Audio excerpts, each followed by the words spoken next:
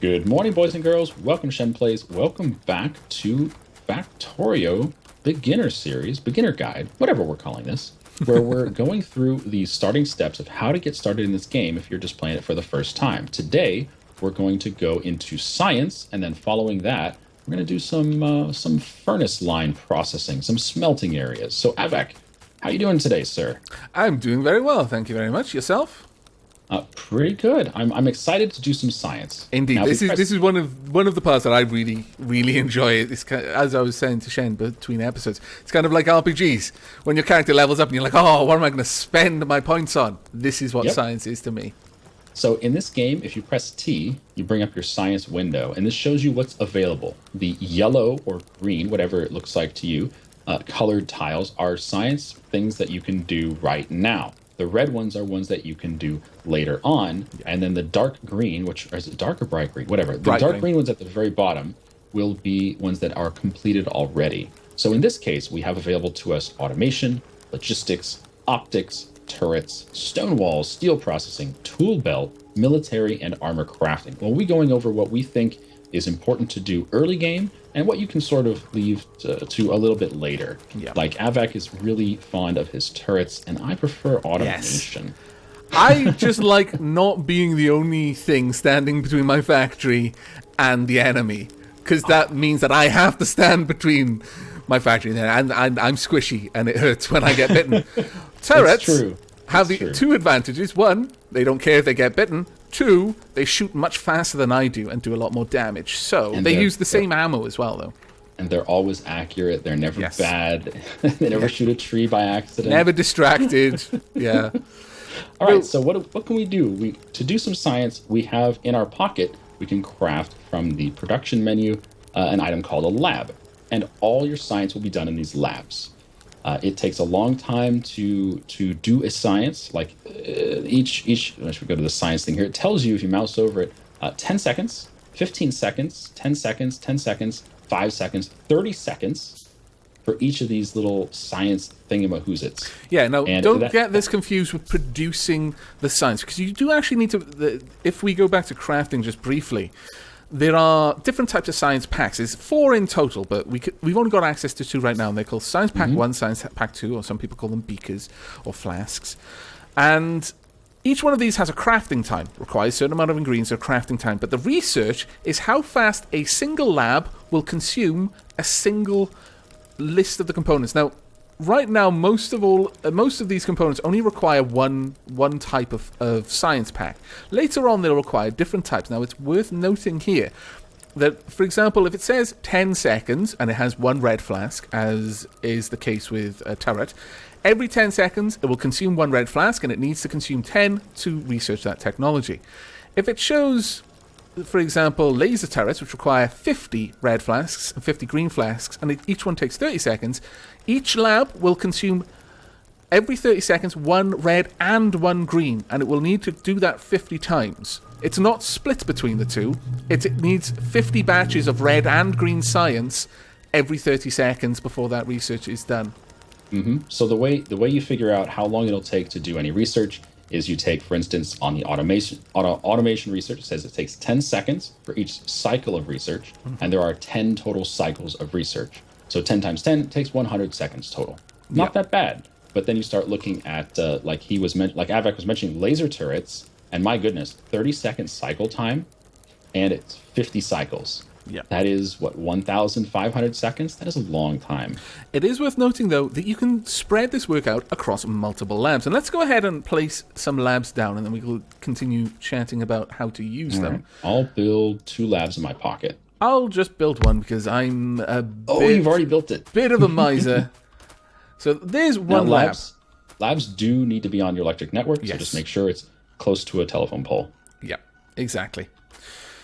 Now, as you can imagine, if it has 10 cycles, as if we look at automation, 10 flasks need to be consumed, or 10 cycles of 1 flask. If you've got 2 labs, then each one only needs to go through the cycle 5 times, and in total you will have consumed 10 flasks. So you can basically share the work out and get the work done twice or however many times more quickly. Yep. So if we want to go ahead and pick our first research task. In this case, I'm going to start off with automation. Yeah. Avac can change it to whatever he would like later on. Then the lab itself will say, okay, I'm trying to produce one of the cycles of automation technology. There's only 10 cycles total, but it's trying to produce one right now. But it can't do it because it doesn't have its input. Its input are these 4 different colors of flasks. And if we mouse over it, it says it needs the red ones right now. So Avac, do you have any red flasks for us? No, but I am making some right now. It does take time. Now, later on you can automate this, but in the beginning, then this is part of what Factorio is. Everything you're trying to do is trying to move first towards a point where you can get your factory to do it for you, because in most cases your factory can do it faster or better than you can. But initially, a lot of the early game is building that initial level of automation. It's why automation is such a good technology to take in the beginning.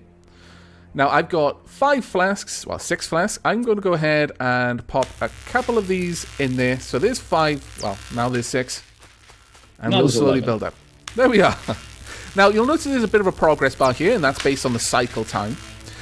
It's worth noting that if you've got, like, for example, if we have 3 labs, that doesn't neatly divide 10 flasks into it. So there would be progress left over.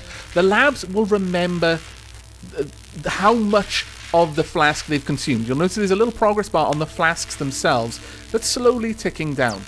So you don't have to worry about using exact quantities of labs to not waste any flasks. You won't. They are intelligent enough to protect us from ourselves. Overflow is perfectly fine. It will flow into the next research you do. It's not a problem. And if we have Alt turned on, you can see that these labs currently have in them red beakers, red flasks. Sorry, they're Erlenmeyer flasks.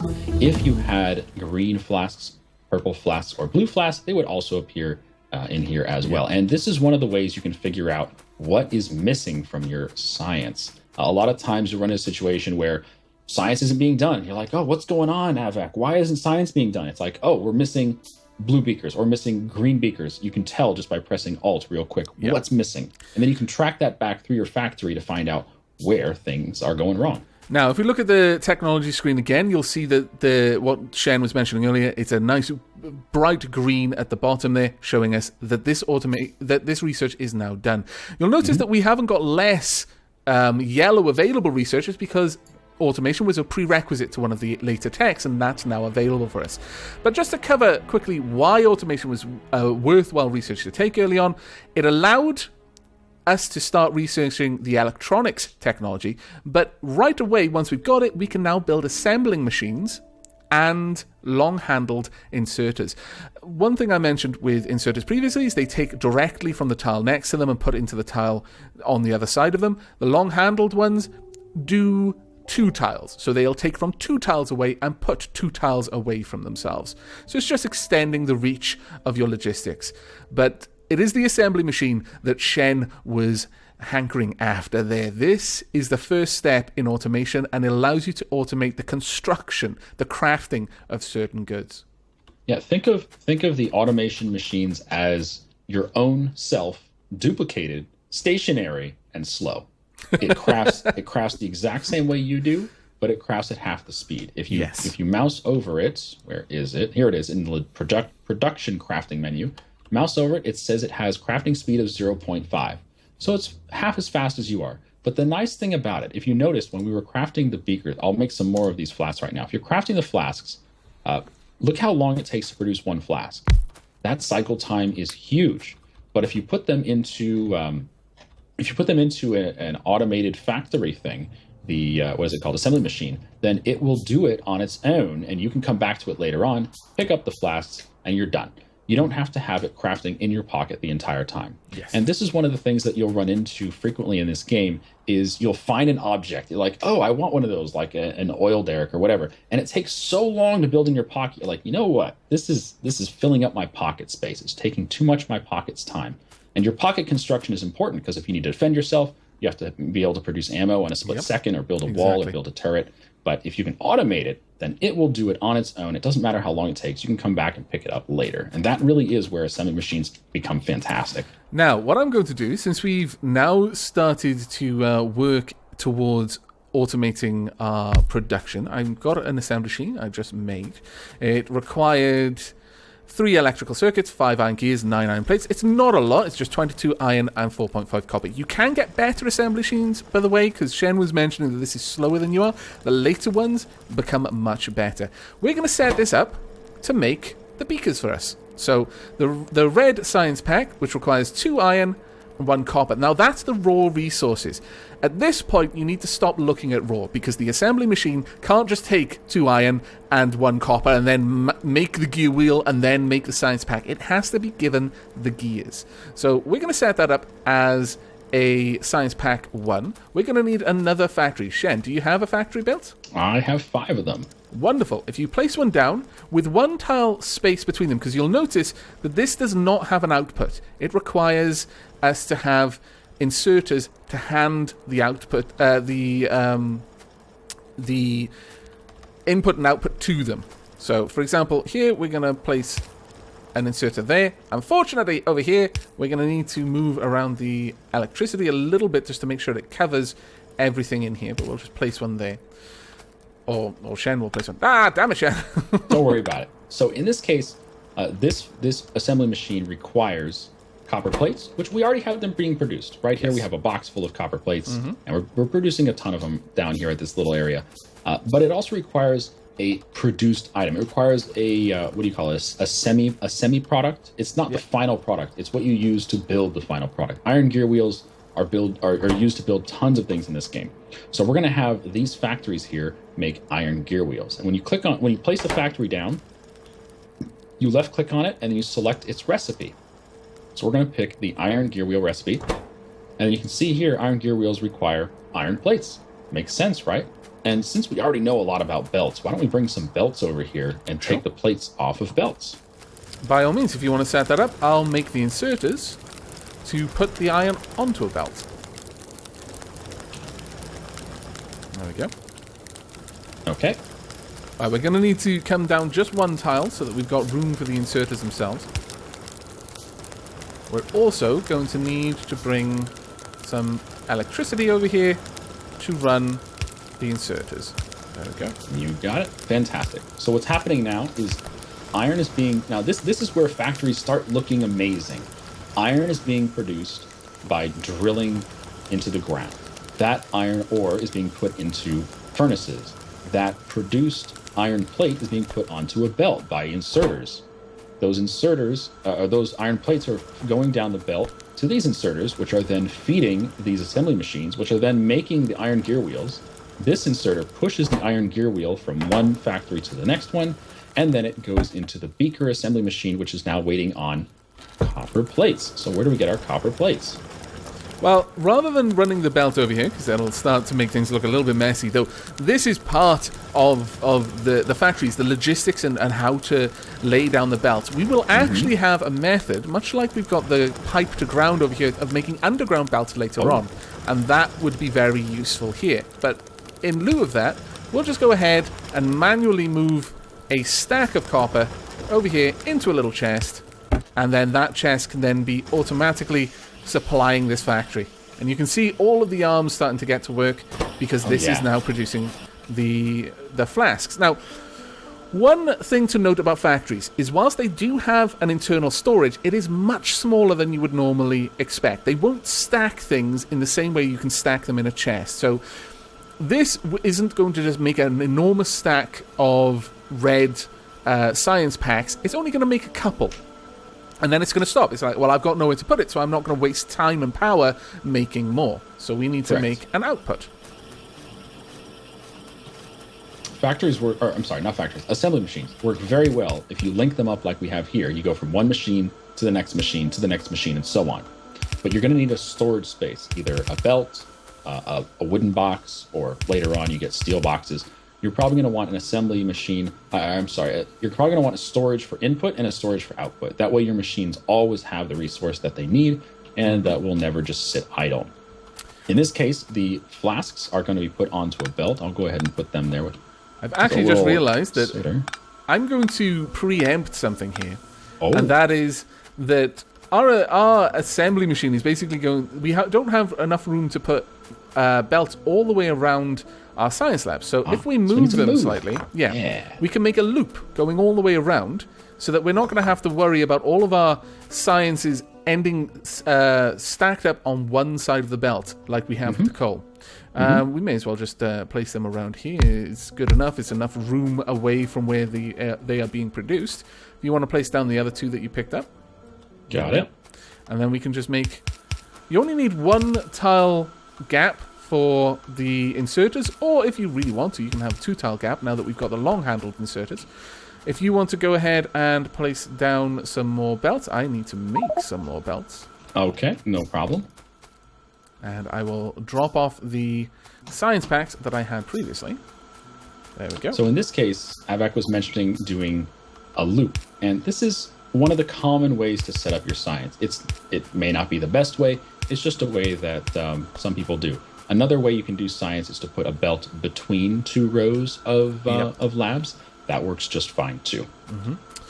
This is not the most efficient way of setting up a loop either, but later on we will research different types of belts and different specific utility sections of belts, such as channels or what's called splitters. This is a very cheap and an easy way of setting this up, but as you can see now, we're researching turrets, and where the belts need to take some science, they'll just pick it off the belts.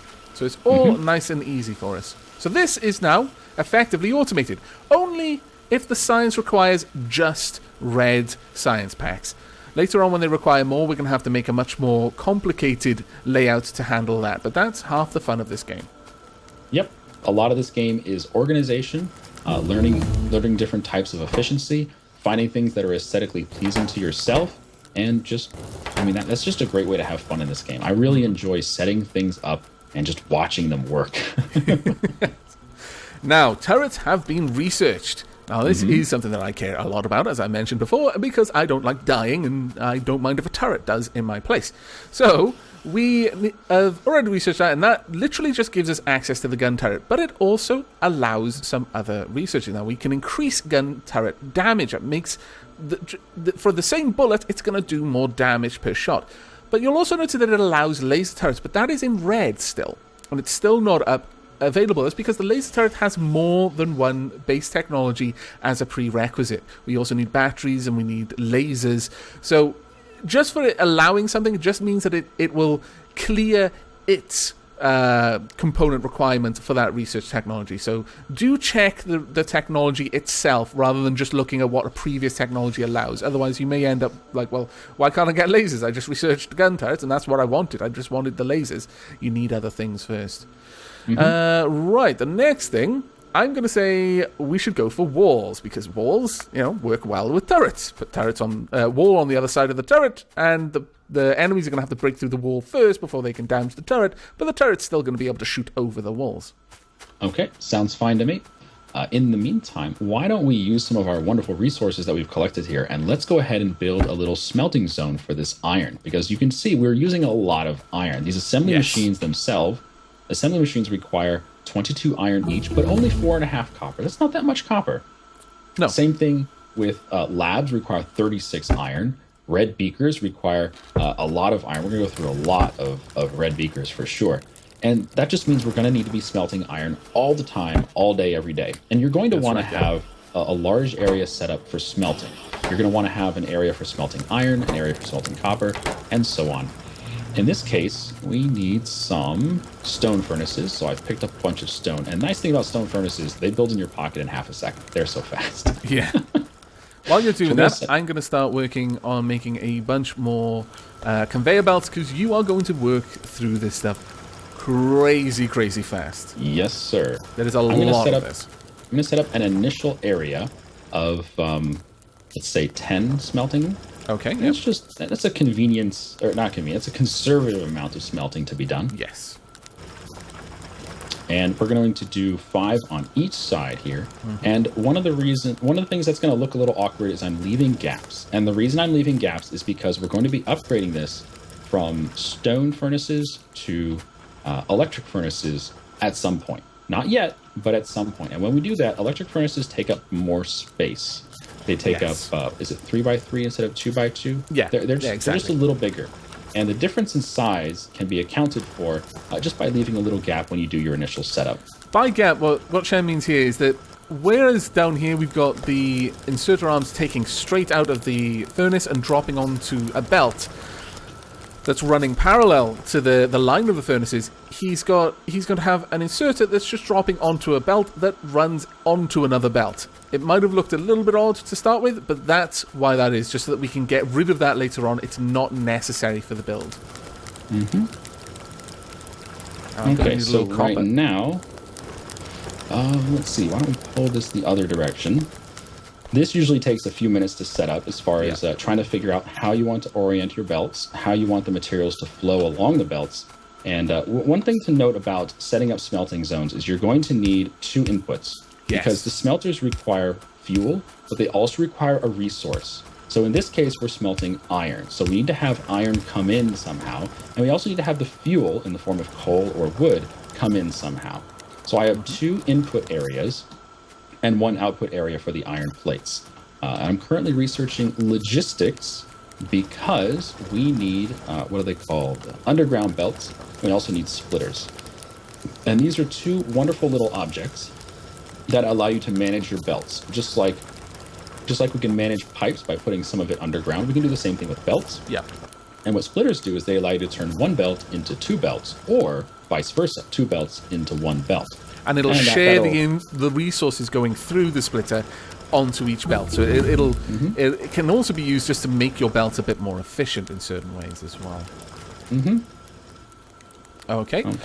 Right, well, I've made a couple of long-handled inserters. Now, the thing we need here is, as you've noted, there are belts running 2 abreast along here. We're going to need to be able to take things off both sides of the belts, so rather both belts. So here we go. We'll just set this up nice and easy along here. I'll do the short-handers when you do the long. There we are. And there we go. So this setup now, all it requires is for us to deliver the raw resources and the coal to it. Now, that's going to require is that we just set up the miners here just a little bit differently to bring the iron up. And we can go ahead and do that now, honestly. I'll just take apart the furnaces that we've got going, and we can start moving things around. Now, you'll notice that I'm actually taking a little bit longer than normal to break things down. It's because my pick wore down. They do have a durability, and eventually they break. So bear that in mind. There are also better picks that you can get later on as well. Now, if we just remove all of this, then we can quickly hook up the line of the smeltery going straight down, and this will just feed straight along here. Okay, so in this case, we're going to have belts that go north-south instead of east-west, because we're going to have the ore go north into the smelting area, and then we're going to split it maybe around, let's say, here. Now, the splitters, it's worth noting, actually require electronic circuits there. It's a total of 16 metal, 16 iron and 7.5 copper, and it's worth having a couple of these on hand, because you're always going to need them. Likewise, underground belts, very much like the pipe to ground, they require a certain amount of transport belts, that is 5. You don't have to place them. You place them exactly the way that you do with underground pipes, and that means you don't need to have them running their maximum distance. So if you do it shorter, you are effectively wasting some resources there, and that's worth bearing in mind. But you will be doing it all the time. Yes. All the time. Yes. Right, there we go. So here's an example of an underground area here.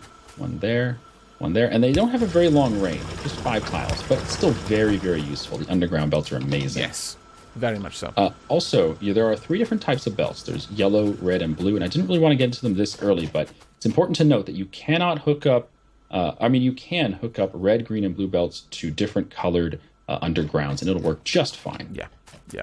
Effectively, the only difference between the belts is how fast they can move resources along them. It's literally the belt just moves a little bit faster. And it's the same for the inserters.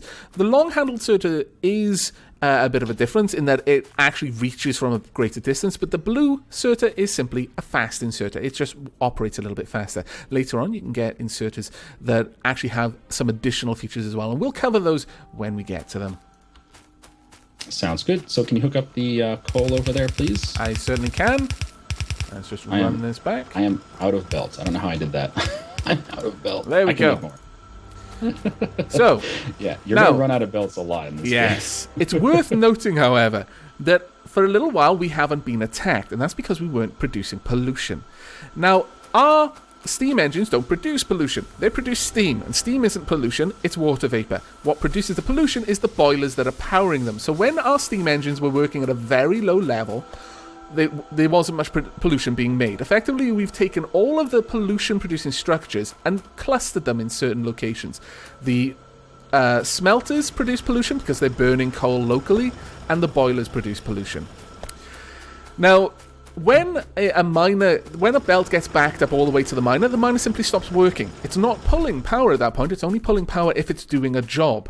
So for a time, because our coal belt was completely backed up, because many of other systems, for example, the copper belts here, well, they're not the belts, but the smelters themselves are full, the miners aren't doing any work, so they're not pulling energy, the boilers aren't running, not much pollution is being created. However, now that we've done this, a lot of pollution is going to start being made, and that is going to upset some of the natives. What are the natives called, by the way? Biters. They have a fun name, don't they? Oh, they're actual, yes, yeah. All right, also, so spitters. You can see this is working pretty well so far. This, like I was saying, is these 2x2 furnaces are going to be replaced by 3x3 electric furnaces later on. So we're leaving a one tile gap around them in all directions so that we can just plunk down the electric furnaces and everything will be perfectly fine. That's right. But on that note, I think we will wrap this up here. Off camera, we'll probably go ahead and set up a very small smelter for the copper in much the same way we've done for the iron here. Copper is never quite used, or at least early on in the game, isn't used with the same sort of frequency as iron. You want a large mining and smelting operation for iron pretty early on, honestly. But with copper, not nearly as frequently used. But this gives you a good idea of just how large of an area you're going to need to get a reasonable production of some of these resources. Yep. And why don't we say goodbye here? Thank you for joining us. Hope you enjoyed this little introduction into dealing with science, setting up a little bit of science production. Now that we have underground belts and stuff, we will off-screen moving some copper over here instead of using a box, because there's no need to have a box here. We'd rather have it come straight from the the ore. Yep. And that will be it. So thanks for watching. I've been Shen. He's been Avak. We'll see you next time for more Factorio Beginner Guide. Take care, everyone.